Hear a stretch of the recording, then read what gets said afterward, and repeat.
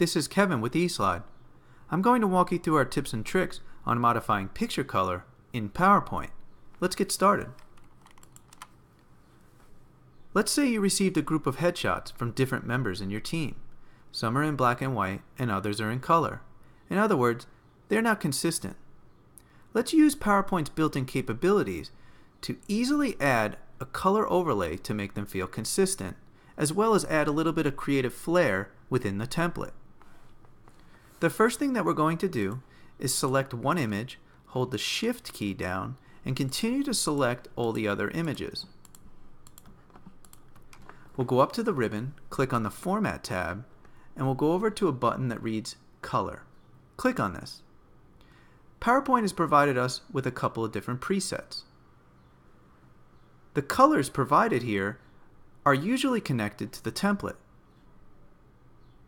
Let's select blue. That feels really good. We hope this tip makes working in PowerPoint faster and easier for you.